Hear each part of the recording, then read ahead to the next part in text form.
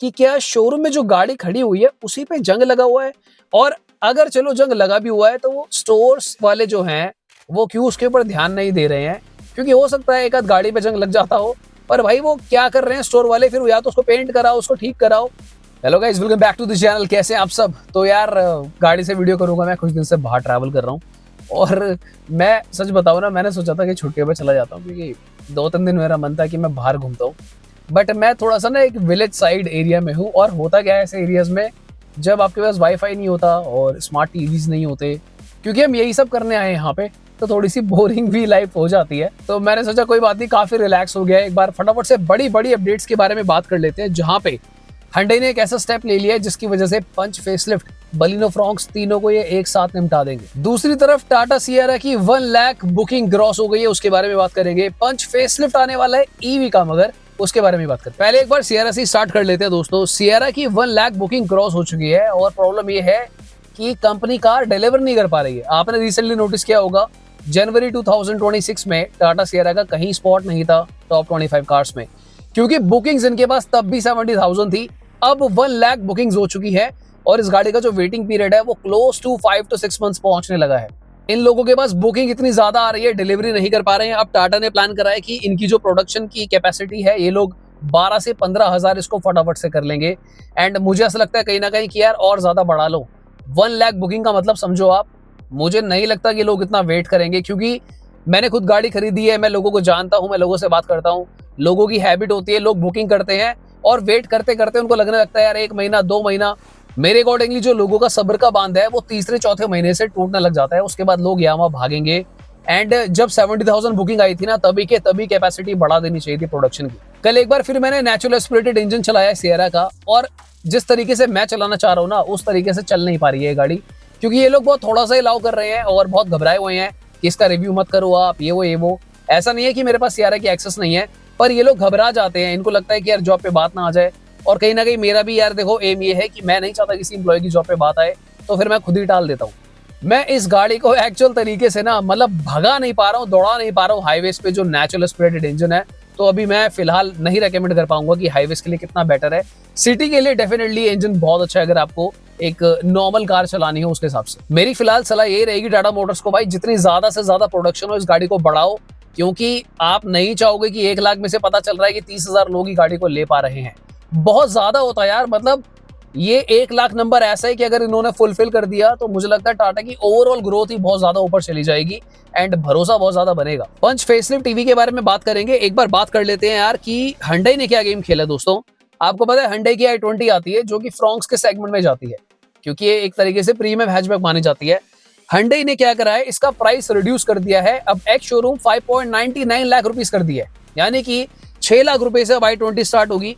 मेरे ख्याल से उन्होंने 70,000 रुपए के आसपास प्राइस को ड्रॉप किया है, और एक एरा वेरिएंट इनका आता था, उस एरा वेरिएंट को ये लोग वापस लेकर आ गए हैं, जिसके अंदर आपको as standard 6 airbags, digital instrument cluster भी देखने को मिल रहा है। अब दोस्तों i20 एक ऐसी गाड़ी है जिसको भाई लोग अक्सर लेना चाहते हैं, पर इसकी जो प्राइसिंग बढ़ गई थी तो उस चक्कर में लोग ले नहीं रहे थे।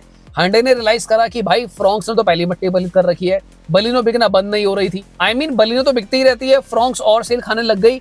अब उसके ऊपर टाटा पंच का फेसलिफ्ट भी आ गया था धांसू, तो Hyundai ने सोचा भाई इस तरीके से तो उनकी गाड़ी मर जाएगी i20। तो इन लोगों ने बहुत स्मार्ट स्टेप लिया, जो कि बनता भी है यार, क्योंकि कंपटीशन है, फेयर गेम है। तो उन लोगों ने भाई एक ऐसा ऑल्टरनेट रख दिया, क्योंकि देखो यहाँ पर 1.2 लीटर का 4 सिलेंडर इंजन मिलता है नेचुरल एस्पिरेटेड Hyundai का। तो कहीं ना कहीं भाई ये गाड़ी भी मुझे लगता है अब बिकना शुरू होगी दबाकर। Hyundai जानी जाती है अपनी प्रीमियम फिट एंड फिनिश के लिए, साइलेंट इंजन्स के लिए, और i20 डेफिनेटली भाई अगर इसमें आप एलॉय वगैरह लगवाते हो, टायर प्रोफाइल चेंज करते हो, तो ये गाड़ी भी कहीं ना कहीं बहुत प्यारी लगती है।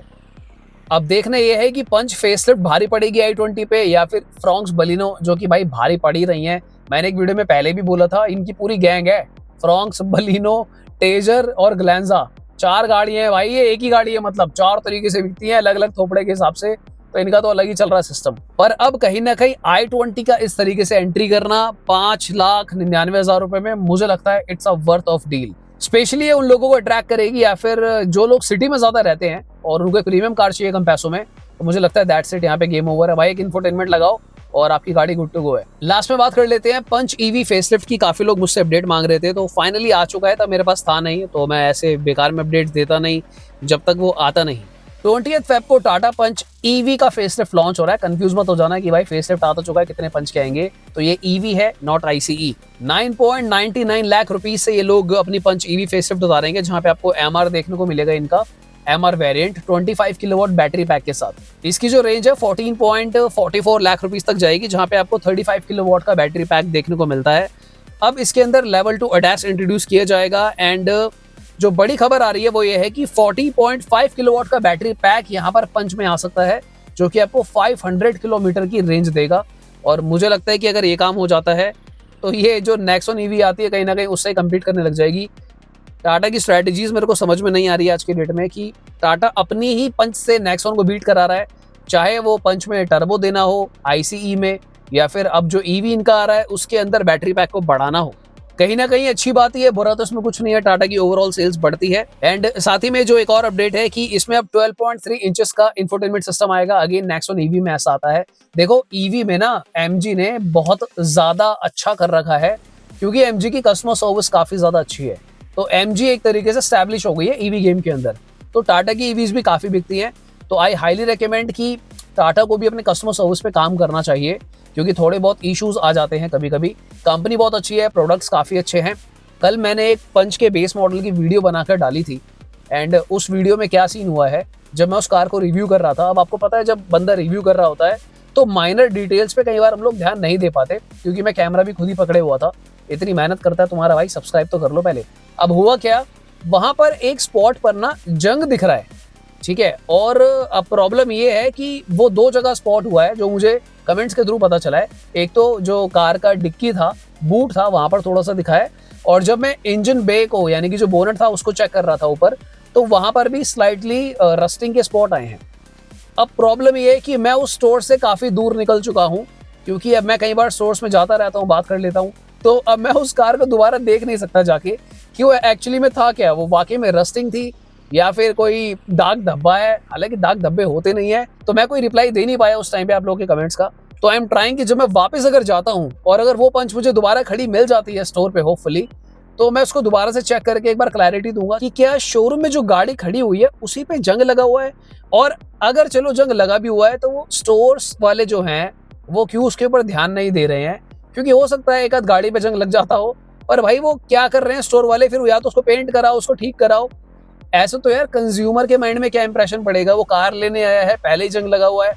तो आई हैव नो क्लू भाई, मैं इस बारे में क्या बोलूं, मुझे कुछ समझ नहीं आ रहा है। क्योंकि अब जब तक मैं दोबारा से उसको चेक नहीं करूंगा मैं क्लैरिटी नहीं दे पाऊंगा। वापस जाऊंगा, मिल जाएगी तो ठीक है, नहीं मिलती तो लेट्स सी क्या होता है। सो मुझे लगता है हमने काफी सारी अपडेट्स दे दी है दोस्तों। Please consider subscribing the channel. बाकी वो जो कल पंच वाली वीडियो जिसकी मैं बात कर रहा हूँ, आप लोग उसको देख सकते हो, चैनल पे है। बेस मॉडल का रिव्यू भी है, किसको लेना चाहिए नहीं लेना चाहिए, काफी मैंने वहाँ पे एफर्ट डाले हैं। तो उसको जाओ देखो और ले लो, आपको क्लैरिटी आएगी कि अगर टाटा पंच आप लेने का मन बना रहे हो, बेस मॉडल में क्या क्या फीचर मिलते हैं, सब कुछ आपको समझ में आ जाएगा। तो फिर आज के लिए इतना ही। Consider subscribing the channel. मिलते दोबारा किसी और दिन। Bye bye, take care.